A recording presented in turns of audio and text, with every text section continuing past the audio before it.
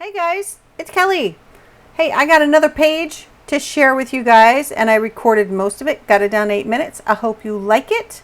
I got the new sunflower collection from Stamperia, Sunflower Art. It's so delicious. I love this collection. I'm a sucker for sunflowers, always will be.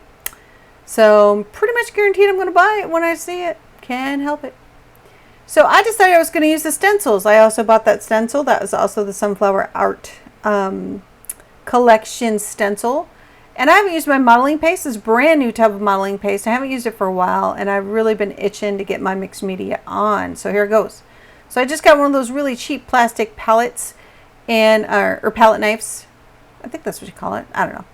But I'm just scraping it on here and there. I don't want the perfect stencil. I just want bits and pieces of it here and there because I knew I was going to use some watercolor paint on this. And I just wanted to have some grooves and texture for the paint to grab a hold of and fall into. So yeah, I didn't gesso the page or anything like that. I just went for it. I didn't even think about it, you know. I used my Sizzix sticky grid just to kind of hold that down for a little bit. I was really short on time, but I was able to still kind of knock this out, really like it. So I got some of the ephemera as well for the Sunflower Art collection from Stamperia. So I chose some pieces from the ephemera pack and got a compilation, I don't know, just a design that I would like. So that's a really cool watercolor set that I got from Amazon. It was very affordable and it's the one I kind of go to because it's so simple. I used to be afraid of watercolors, guys, and if you're not watercoloring for backgrounds, you gotta try it. Gesso the page, let it dry, and make it go. This one, this is only 110 pound cardstock, and I wet it, just sprayed some water on there, and then I'm just slapping color on here and there, and then you can see the modeling paste is kind of pooling around right where I want it to.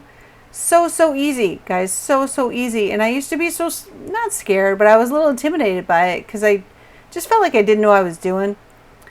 It's really so much easier than we make it to be. Just slap the color down. It doesn't have to be. The coolest thing about watercolors is it doesn't have to be perfect. That's probably what I absolutely love about it. But I just wanted some blues and greens to kind of go with my ephemera pieces that I chose. And I knew I was going to choose the bottom right corner to be my focal point area.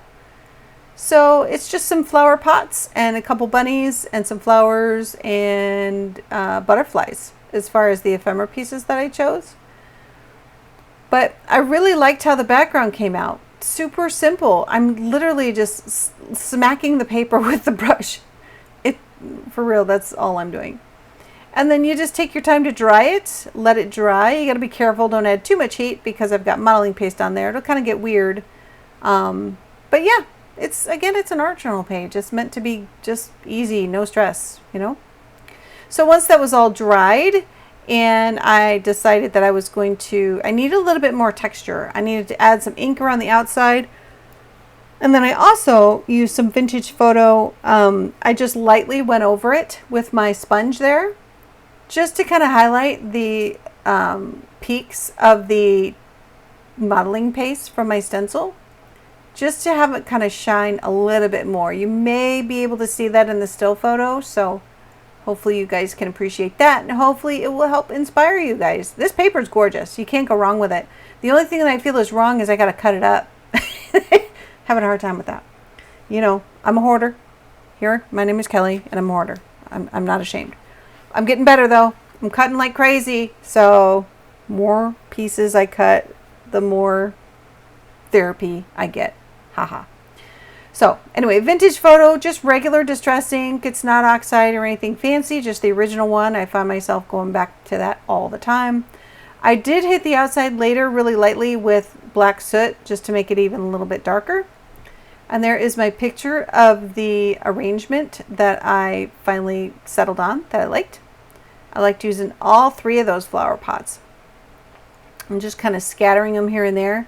And then I got some of the cute little bunnies at the bottom. I used that little sunflower just to kind of fill in the gap between the flower pots. And my little bunnies down there, just kind of checking things out. And then my little butterflies. And these were all from the ephemera pack that I got. And then I wanted some, I played with the spacing of things, and I had a different sentiment, so I went back and forth, and I spared you guys all the fussing I did. But I definitely want splatter marks, and I didn't necessarily want to go with black, so I just went with, I think it's Uncharted Mariner or Chip Sapphire. I can't see it, but one of the really dark blues. Just added some water to the ink and then splattered it on there, and it gave just a little bit more texture in the background. Kind of like that. I'm a fan of splatters, always will be. Sometimes I forget to do it, and then I'm looking through my art journal and I'm like, oh wow, I never did splatters. Seriously, I go back and I do it. I can't help it. I mask off what I don't want to have splatters on. That's a cool thing. You can go back to your art journal pages for inspiration that you did a long time ago. Oh wow, I need to try that. So I do. I go back to my books and go, wow, how the heck did I do that? Sometimes I can't even remember. But anyway, so now I'm going to glue it all down. Time to glue it all down, make it happen. So, took a picture of it, found exactly where I wanted it to be. That is so helpful, guys. If you're not doing that, do it. I get interrupted. I'm doing different things, and I lose track, and I don't remember where I liked it. So I just glued it all down. I spared you that. And here's where, I wasn't sure if I recorded this, couldn't remember it, but here's where I do the black soot on the outside. And it is subtle, but gosh, it really does make a difference to draw your eye inward even more. The vintage photo definitely makes the inside pop. I probably could have drew that in a little bit further, but I really liked my watercolor background and the green and the blue tones that it had. So I did want to cover it all up. But yeah, there it is. And then I just got to put it in my book, and then I'll be done. That page next to it is, I didn't record that. It's all a stamp. It's a Hero Arts stamp. And you just stamp in different layers, and you create this beautiful scenery, this background thing. It was a lot of fun, but it's literally just stamping. So there really wasn't anything to take away from that other than showing you how to stamp an actual stamp. But I wanted to create something pretty one day after work and play with that stamp. And that's what got spit out on the paper. So you can see that one next to it. But there it is. I put it in its permanent home in my book. I like to run it over with my brayer just to make sure that it's good and stuck down.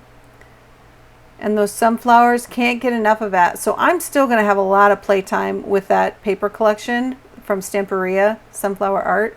I got it from Simon Says Stamps, I think.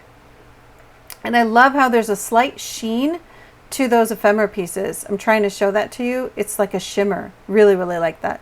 So thank you so much for watching. Don't forget to like, comment, and share, and I'll have more to come.